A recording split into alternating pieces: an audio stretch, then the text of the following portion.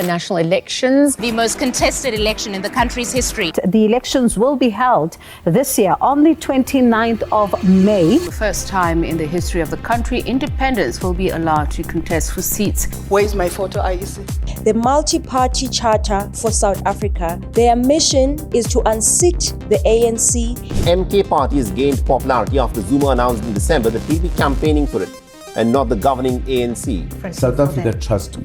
Don't ask whether they can. They are trusting me. My job is to get the ANC out of government. We're going to fight for victory on the 29th of May. The ANC is going to achieve an outright majority, so be relaxed. Who to vote for 2024. This is quite literally the biggest decision that we as a country, South Africa, has made since 1994. Really, everything after this election will be fundamentally different from the last 30 years of our democracy and therefore the ruling of our country. So, people want to know who to vote for. The truth is, only you can answer that question for yourself. But here is how you should consider and how you should choose who to vote for this election. This is the formula, the framework, the process, the method that I'm using and everyone who works on this show is using to figure out who to vote for in just a few days' time. There are 5 questions that we're going to work through that you need to figure out for yourself and answer. The questions are, do you trust the decision makers who lead the party that you're considering? 2, do they have a governance record? And if so, how is that governance record? 3, what are their big manifesto pushes, their big capital B headline priorities? 4, who is funding them? And 5, who will they work with? So, those are the 5 questions we're going to work through, and they're the 5 questions that you should be using to figure out who to vote for in 2024, the big decision. Question 1, and I think maybe the most important question, is do you trust the decision makers who lead the party that you're considering voting for? Because remember, you are voting for an individual who's going to lead the party, but you're really voting for the whole party and the team of people who are going to take different positions, different seats in parliament, should they get enough votes. And the reason why I start with, do you trust the decision makers, is because no matter what they promise you, no matter what dreams they've been trying to sell you for the last handful of months or years, the key question is, will they follow through on their promises? Will they keep to their word? Will they stick with the presentation they've offered you?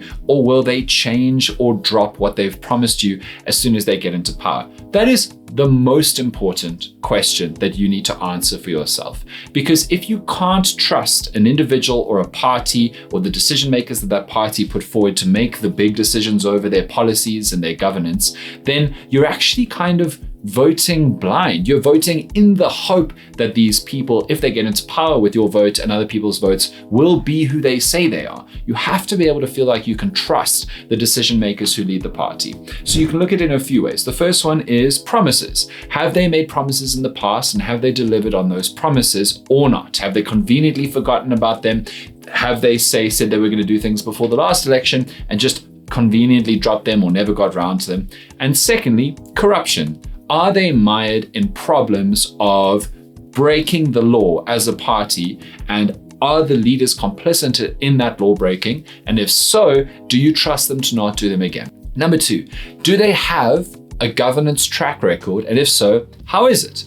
And you'll be surprised to consider how many political parties do have one or other kind of governance track record. Obviously, the ruling party has a track record in national governance. So do you like their track record of what they have done with the place, essentially? But then there are a lot of parties who've been involved in local government. Lots of smaller parties have ruled different towns, cities, even in one case, a province over the last handful of years. Were you happy? Have you been content with their performance? Have they served well? Have they been free of corruption? See, some of these questions are interlinked. Have they delivered for some people in your constituency, but not others? Have they been reliable in a fundamental way? And the third way that a lot of parties, more than you think, actually do have a kind of governance record is, have they been involved in coalitions, even as a minor partner? Because then their conduct in the creation of those coalitions or the collapsing of those coalitions in recent years has had an effect on you. Every time a coalition government collapses, service delivery is threatened, policies grind to a halt and maybe even go away. Money is wasted on creating new policies, on even assembling councils together to create a new coalition. Time is wasted, which could have been productive time. So you can go and look into virtually any party, most of them actually, that have been in coalitions somewhere in the country before, even if not in your area, to consider what is their governance track record in coalitions, even if they are not the big bosses of them, or even if they have been the opposition against coalitions, how have they behaved? Because fundamentally, what we in South Africa care about the most at the moment is service delivery and the functions of government that should be helping us to live a better life, and that is tied into governance. Question 3, what are their manifesto pushes, and do they match your big issues? Now, that's incredibly important, because if the person or the party you want to vote for are trustable, as in they deserve your trust and your faith and your belief, and if they have a decent governance track record or no governance track record so you can't match it, then you need to look at their manifesto and their big promises to figure out what they're going to try to do, and if they're trustable, they will probably try to do and execute those things. All parties basically have policy positions on major issues in South Africa that everybody cares about. Jobs, service delivery, welfare, energy, crime, gender equality, education, healthcare, migration, all of these huge issues in South Africa that the vast majority of us care about, at least a few of, if not all of them.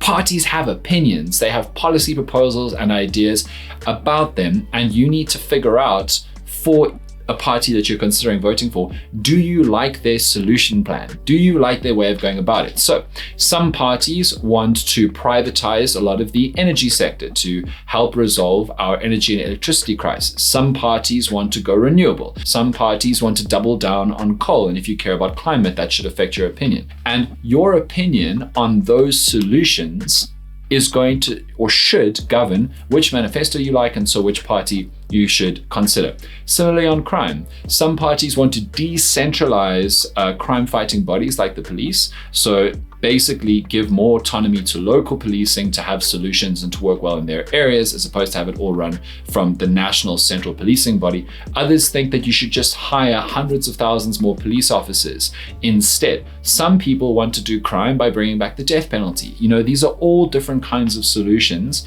and you need to figure out for these big topics which ones you think are the most effective, compelling, and also executable, possible to do.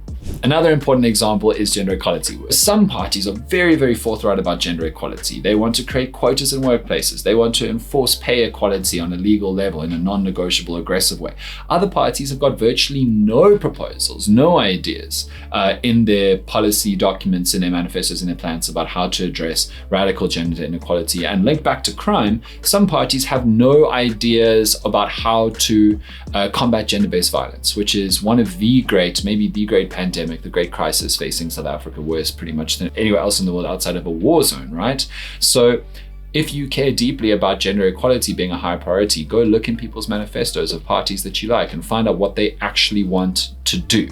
And these kinds of different ways about going about all the big issues, basically all parties have. Another great example is jobs. Some parties want to do away with BEE and replace them with vast kind of like investment funds. Some parties, when it comes to welfare, want to do away with some social grants and replace them with others. So you need to go and find out which, on the big issues, which strategies, which policy ideas, which party most convinces you would actually work and they could do them.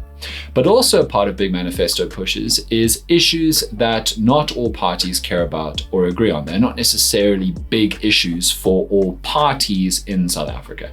Very easy example is land restitution. So some parties, the fundamental part of their identity is changing the way that land is managed, controlled, even owned in South Africa, while other parties, basically by having no land kind of policy for changes, are anti any changes. And if you care deeply about changing the way that land is managed and owned in South Africa, or you care deeply about keeping it the same, you should go and check in on people's manifestos to find out which one best aligns with your position. Question 4. Who is funding these political parties? So this is a controversial one. I guess they're all controversial, but as you know, there are many political parties who disclose who's donating to them, who's funding them, but there are many parties who don't. And all parties, to one degree or another, don't want to disclose who is funding them fully, because a lot of big business interests and even smaller funders don't want anyone to know who they are giving donations to. And the general argument that they give is because they will get punished in a business world by any businesses linked to parties who they didn't fund. They'll be seen as an adversary or a rival picking the other side. And so all kinds of parties really have a problem with and don't want to disclose who's funding them.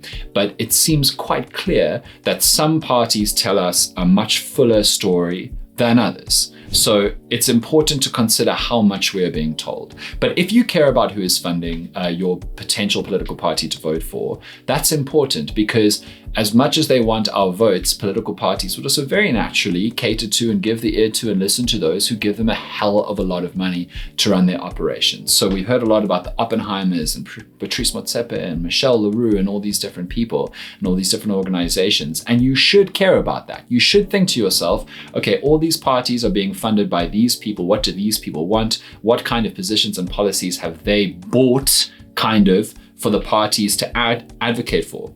But then you also seriously need to think about parties who are clearly not telling us the full story. Because if you don't know who is funding them, then you don't know who is trying to channel their direction of policies or interests or even business or law changes or advocacy. You don't know in what direction they are being pushed. And so that should also matter to you. If you think, wow, I want to vote for this party, but I have no idea who is actually holding the purse strings, that should be consequential. For me, as important a consideration as if you do know about a party's funders, how much you're thinking about what they want that party to say. Really important question. And the final question, who will they work with? Who will they give your votes to? We've seen some political parties be incredibly clear about who they will work with and who they won't work with, who they'll go into alliance with, whose bills they will support in parliament, and who they might even formally go into power sharing coalition with. And other parties have been more vague or non-committal. Some parties are just saying, we'll see once we have a number of votes who we're going to work with. They don't want to tell you who they might work with or not. And some parties have changed their tune. So they said, we will work with these people, and then 6 months later they said something else. The reason why you really need to think about this question is you probably have what I have, which is an over my dead body list, which is parties you want to fail, collapse, no longer exist. There is no world in which you would ever vote for them over your dead body, right? If you are thinking of voting for a party, if you really, if it matters to you that that party never works with anyone or any party on your over my dead body list, you have to consider that. You have to go and find out. You need to figure out the likelihood, the promises that they've made about whether or not they'll work with those parties. On the other hand, if there are parties that you kind of like or you're fine with, you may want to consider voting for a party that is likely to fall on that group of parties' side or work with those other parties that you would be fine with if this party that you voted for gave your little parcel of power, your vote, to their cause. So really important to consider that. At the end of all of that, let me just tell you again, 5 questions to decide who to vote for. Do you trust the decision makers who lead the party? Do they have a governance track record? If so, how is it?